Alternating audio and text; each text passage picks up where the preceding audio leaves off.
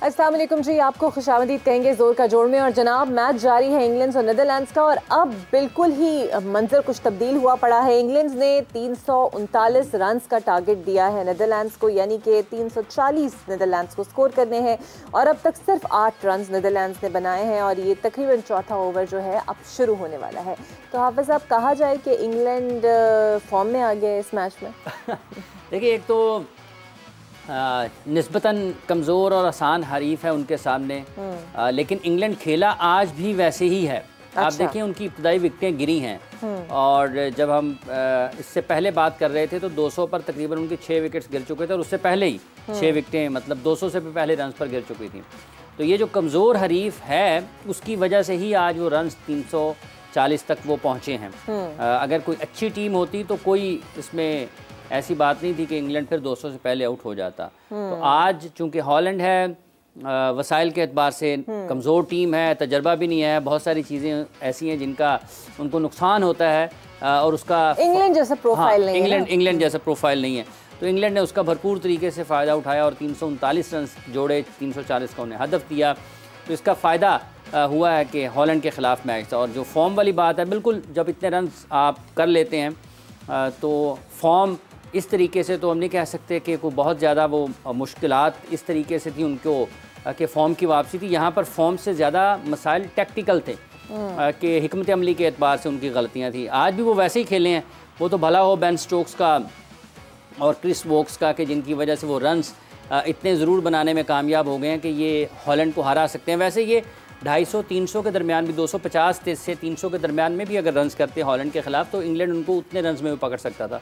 लेकिन ये है कि जो बहुत ही ज़्यादा उनका एतमाद ख़राब था, उसमें ज़रूर बेहतरी आई होगी। और ये पाकिस्तान के लिए कोई अच्छी खबर नहीं है, क्योंकि अगर इंग्लैंड का एतमाद ख़राब था, ख़राब ही रहता तो बेहतर था, क्योंकि इसके बाद इनका मैच पाकिस्तान के ख़िलाफ़ है, और पाकिस्तान के लिए वो मैच एक नॉकआउट ही है, क्योंकि इंग्लैंड को तो कोई फ़र्क नहीं पड़ना पाकिस्तान को, ना इससे कि हारने से या जीतने से। वो उनके साथ रैंकिंग में क्या होता है, चैंपियंस ट्रॉफी के लिए क्या होता है, उधर क्या होता है, उधर क्या होता है, ये एक अलग बहस है।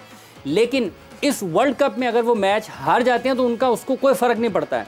हाँ, अगर वो जीतते हैं तो पाकिस्तान की जो वर्ल्ड कप का सफ़र है या जो उम्मीदें आगे जाने की, वो यकीनी तौर पर उसको शदीद नुकसान पहुँचता है, और पाकिस्तान को वापस आना पड़ सकता है। पाकिस्तान के लिए अच्छी खबर नहीं है। इंग्लैंड के लिए ये है कि अगर वो आज अच्छा खेलें हैं तो ये उम्मीद की जा सकती है कि पाकिस्तान के ख़िलाफ़ उनका मैच बेहतर हो सकता है। देखें, उनके ऊपर से आप तो पहले से ही कह रहे हैं कि आपको लगता है कि अब मुझे एक चीज़ लगती है, क्योंकि उसकी वजह ये है ना कि अगर आप खालिस्तान खेल के को जो रुझान है उसको देखते हुए बात करते हैं ना हम, तो ये लगता है कि एक टीम जो बिल्कुल बहुत अच्छा नहीं खेल रही होती, कोई एक मैच अच्छा खेल जाती है, तो हो सकता है वो पाकिस्तान के ख़िलाफ़ अच्छा खेल जाए, अल्लाह करे कि ना खेले, लेकिन ये इम्कान तो मौजूद है ना, क्योंकि उनके पास ऐसे नहीं है कि उनके पास कोई वसाइल की कमी है, उनके खिलाड़ी उतने ज़्यादा बासलाहियत नहीं है। लो जी, पहली विकेट जो है वो निकल गई है इंग्लैंड की, ठीक है जी, और डी आउट हो गए हैं, और ये साहब पहली विकेट के साथ डी आउट हो गए हैं जी।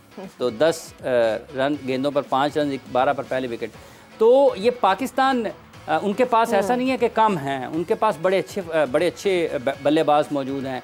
हाँ, फास्ट बॉलिंग उनकी उतनी ज़्यादा अच्छी नहीं है, लेकिन आज वोक्स जैसे गेंदबाजी कर रहे हैं, हाँ। इनका गेंद घूम रहा है, स्विंग हो रहा है, अगर आप उसको देखते हैं, ऑफ द विकेट भी, ऑफ द पिच भी उसको मदद मिल रही है आज फिर।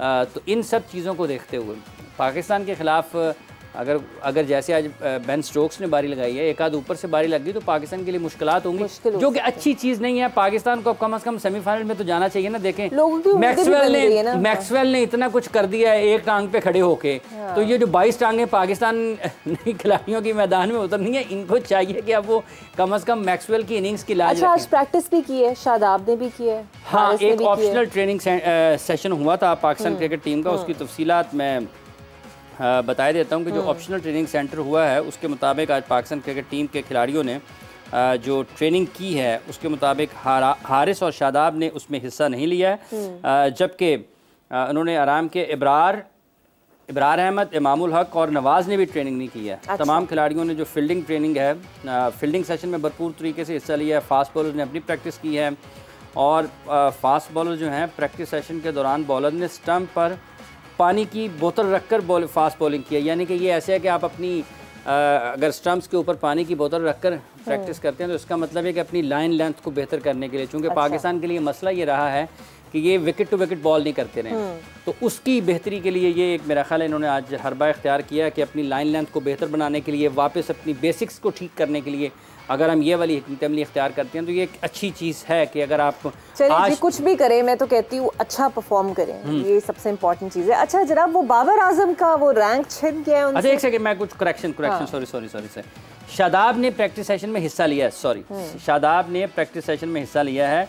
शादाब खान समेत तमाम बॉलर्स ने बॉलिंग की है, चूँकि शादाब कंकशन का शिकार हुए थे तो उन्होंने आज बॉलिंग सेशन में हिस्सा लिया है। फ़खर जमान के अलावा तमाम बैटर्स जो हैं उन्होंने बैटिंग की है और इस मौका पर पाकिस्तान क्रिकेट टीम ने क्यों नहीं की वैसे?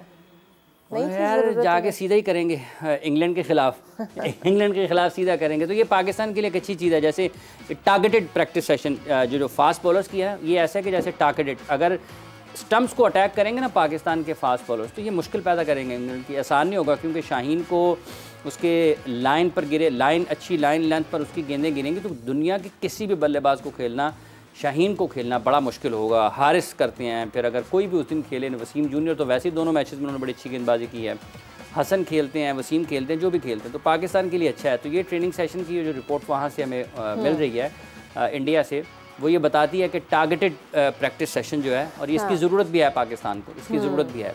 तो उसको देखना ही है कि अब जब इंग्लैंड के ख़िलाफ़ पाकिस्तान का मैच होता है तो उसके असरात या उसके नताइज क्या निकलते हैं इस प्रैक्टिस सेशन के। काफ़ी दिन है, वक्त है पाकिस्तान के पास कि अपनी गलतियों को थोड़ा सुधार लें, बेहतर कर लें, आने वाले मैच के लिए अपने आप को जहनी तौर स्ट्रैटेजी के साथ उतरे और ग्लेन मैक्सवेल की डबल सेंचुरी की लाज रखें। उसने जो डबल सेंचुरी की है आपके लिए की है, हाँ उन्होंने आपके लिए की है, और बिल्कुल इसी तरीके से बिल्कुल ऐसी ही कारकर्दगी का मुजाहरा हॉलैंड की टीम ने T20 वर्ल्ड चैंपियनशिप में साउथ अफ्रीका के खिलाफ किया था और उन्होंने साउथ अफ्रीका को हराया और पाकिस्तान का आगे जाने का रास्ता खुला। तो इस मैच में जो कि कल खेला गया जिसमें ग्लेन मैक्सवेल ने डबल 100 किया और ज़ख्मी किया, ज़ख्मों से चूर चूर थे, क्रैम्प्स पड़े हुए थे उनके, चला नहीं जा रहा था, अब कम से कम उस डबल सेंचुरी के तो पाकिस्तान के खिलाड़ियों को लाज रखनी चाहिए, ये मैच जीतें। और उससे पहले दुआएं करें कि न्यूजीलैंड और श्रीलंका के मैच का नतीजा भी जैसा पाकिस्तान चाहता है वैसा ही है, या बारिश हो जाए, कोई ना कुछ हो। अच्छा जनाब, वो बाबर आजम से रैंकिंग हम बड़ा करते रहे, दूसरे नंबर पर आ गए हैं बाबर आजम फाइनली।